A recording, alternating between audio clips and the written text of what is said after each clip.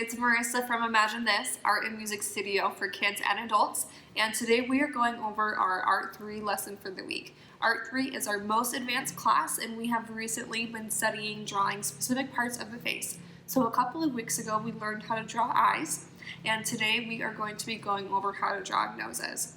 Before I begin, you should have gotten one of these in the packets that we gave you. This is your very own notebook that you can have your drawings in. We encourage you to use it for your lessons. When the virus is over, you can bring it to class and start using it here with us. But until then, just make it your own if you want to decorate the front.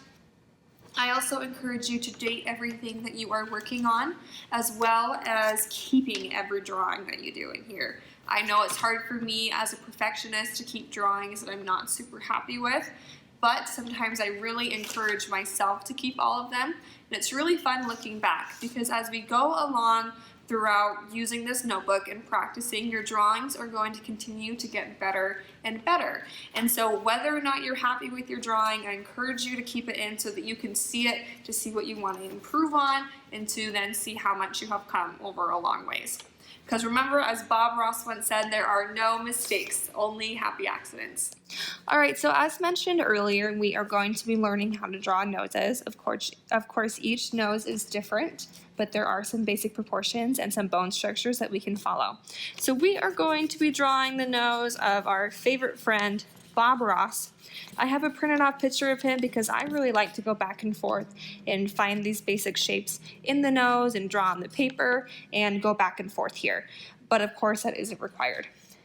So as far as my materials, I just have my pencil, I have an eraser, the paper, and then I have the picture of Bob Ross. So the first thing that I'm noticing is I want to break this nose down into basic shapes. So we all have the ball of our nose right here. So I can kind of figure out that his ball is a little bit more squished, a little bit more like an oval. I'm going to draw that over here. And then I'm going to be erasing on here so I can still see what I'm doing. Okay, the next thing that I am noticing are the nostril shape that he has. His nostrils, he's smiling right now, so they almost just look like perfect little half circles or little rainbows. So I'm going to draw those in really quick over here, just as I saw it over here.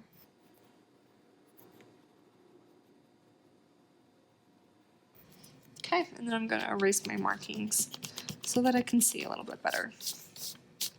We also have the bone structure of his nose up here. You can see that it connects perfectly with this right side of the ball of his nose. So just finding those little connections. And then this side over here, you can see the bone structure of his nose right here, and then we have this connection part that leads down to the connection of our cheek. So I'm just going to draw the part of his bone structure as a guideline for me on my paper. Okay, so now we've got some basic shapes here. It doesn't quite look like a nose, it kind of looks like Kirby right now, but we are going to be going in and making those little adjustments and adding in some detail to make it look a little bit more like a nose. So the first thing that I am realizing is this connection between the bottom of his nostrils and the tip of his nose. It almost looks like a bird to me.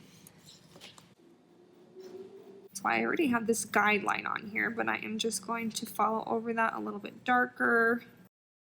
Erase any of those extra lines. I'm noticing that on his nose it's a little bit steeper. Depending on the person, they might have a really pointed nose or a really steep nose.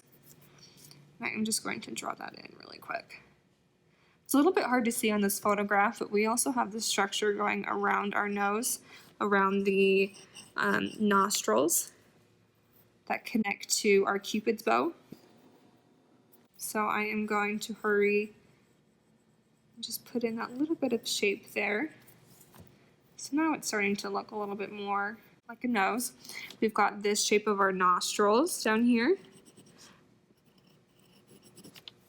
It's a little bit hard to see his nostrils with all my drawings over it, But we can see that because he's smiling and they're flaring, they're skinnier over here, and then they get a little bit bigger as we go around, and they're just like little ovals. I'm going to erase this so I can see a little bit better. There's my first nostril. You can see that it's rounded, and I have it skinnier over here, a little bit thicker over here. And that happens just because of the way that the ball on our nose is shaped. I'm going to lighten up the tip of his nose a little bit. It's pretty dark right now, and I want to be able to tell the difference of where his nostrils are and where the ball and the point of his nose is.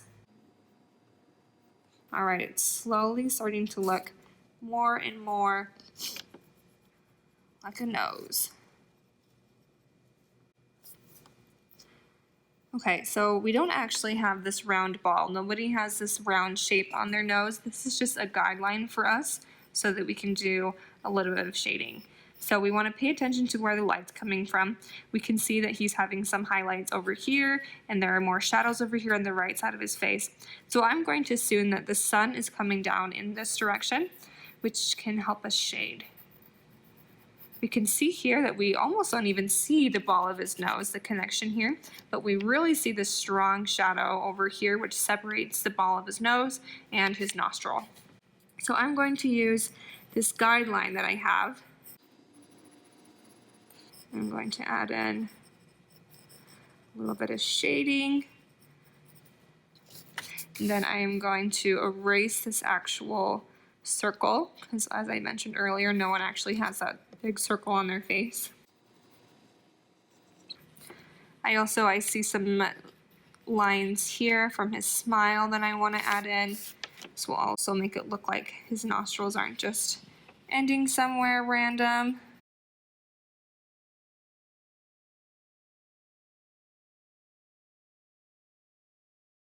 And then this line of shading goes pretty much all the way up his nose. We can see that there's this highlight spot over here on his nose, so I'm going to add some gradients to my shading. Make it really light over there. And we can see here that there aren't these strong lines on the top of his nostrils. I just did those so that I could connect them, so I am going to take my eraser, going to lighten these up a little bit. Okay, and then as I mentioned before, we don't actually see this bone structure. I just put this here to give us another guideline for shading. So the shading in this time is going in this direction because that is the surface of the connection between his nose and his cheek. So I'm going to be doing that really, really lightly, and that gives us the illusion of height here on his nose.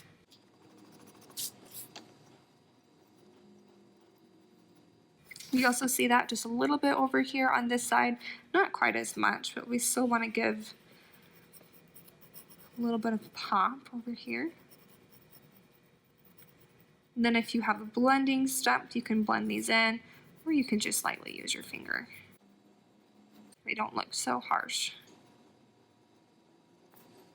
Okay, so I'm just going to make some last minute adjustments. Now that I can look at it as a whole, I can start to see where it looks like a nose and where it doesn't, and where I can make those adjustments.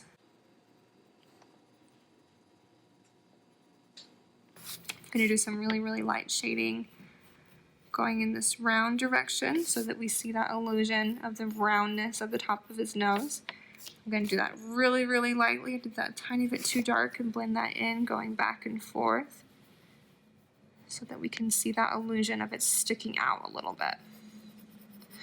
Okay, so you can continue to keep messing with this. I'm going to stop here so that I don't make this video too long. So that is the basics of drawing a nose. So we want you guys to practice if you want to pull up a celebrity, if you want to pull out a mirror and do your own nose, and just pay attention to the common shapes such as the ball of your nose here, the nostrils, and the bone structure here. And send us pictures. We'd love to see it. Thanks, guys.